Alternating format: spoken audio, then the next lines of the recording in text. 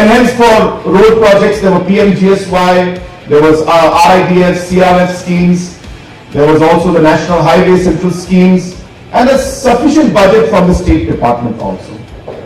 Similarly for power and similarly for IT. But PHE did not have any specific programs because by that time the different rural water supply schemes had already been stopped by Government of India after the 14th Finance Commission change in the 32-42 percentage of share of central taxes. And hence, we were in a very difficult position in terms of PHE. And that's when we decided that we will be trying to work towards all the central schemes. For example, we used to get NLCPR or the NEC schemes or the NESET schemes from Donor Ministry. Then we used to get RIDF funds, and these funds were of course meant for different projects. So we tried to streamline all the sources from other programs like RIDF, NESETs, NLCPR and others, and we tried to give more importance to PHE since PHE did not have any source of funding at that point in time. And that's when the story of making the PHE department active again started. And it took us some time, but slowly and steadily we started seeing projects coming. We started a department becoming active. And that's when Government of India announced the Jal Jeevan program. And that was one of the biggest blessings for the PHE department, where Meghalaya was at 0.75% 2 to 3 years back, which was the worst in the country. Meghalaya state made a jump of 43%, which is from 0.75%, which is 1% approximately, to about 43% coverage in a matter of 2 years. Higher than the jump, the delta which we call. The delta is higher than the national average. And we are one of the best performing states when it comes to programs like Jal Jeevan Mission. In fact, we are the only state, or rather we will be the only state which will be getting continuously the third phase or the third package of bonus continuously for 3 years for successfully completing the projects which were budgeted in that particular year and utilizing all the funds that were required to be utilized to get the bonus. And therefore it speaks volumes and is testimony of the kind of work that is going on in the PHE department and the transformation that's taking place in terms of the water supply that is going to the people of the state. Just yesterday, in a project that was funded by the donor ministry, we've inaugurated the Bagbara water supply scheme in a record 18 months' time. This project was supposed to take much longer, but in spite of all the floods and all the different challenges we faced, we completed it well before time.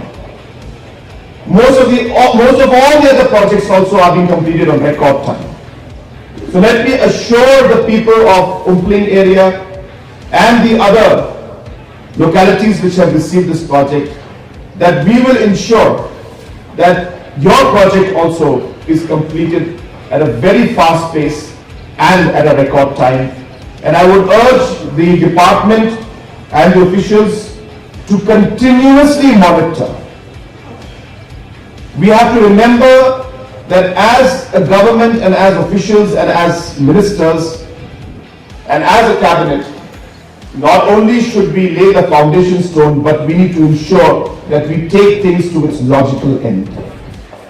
And that means continuous monitoring and continuous accountability and continuous pressure. And we have seen the results of all of that. Where many projects which we have started and projects which were lying pending for a very long time have been completed because of the pressure and the continuous monitoring that has gone from our side. I would like to here put a very important note on the role of the leadership of your constituency. And let me tell you that though Pyniaid has been somebody who has been elected for a very short time in a by-election, he has been someone who has been working with the government even before he became an MLA. Even as an MDC, continuous approach continuously following up, coming to my office, to other ministers' office on a daily basis, which sometimes was a lot of pressure, I must tell you. But it speaks volumes of his care and his concern and his desire to help the people of his constituency. And he would never give up. The same project would be followed 100 times.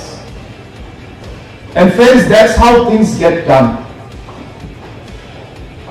If the government can take credit to some extent for these projects coming up because of the Census Towns now being included in JJM, which I'm sure that the Chief Engineer mentioned in the beginning that the JJM project did not include Census Towns. And hence we had to politically push at central government level and get this through. And this has helped not just Umpling, but it has helped many locations like Umlingka, like Mawlong, like Mawryngkneng, and so many other projects. Almost close to about 500 crores of additional work has come to Meghalaya because Census Towns have been included. And as that was a great thing. So while the government did its job, I must tell you that the Honorable MLA has been somebody who has been literally pushing for these projects to go through.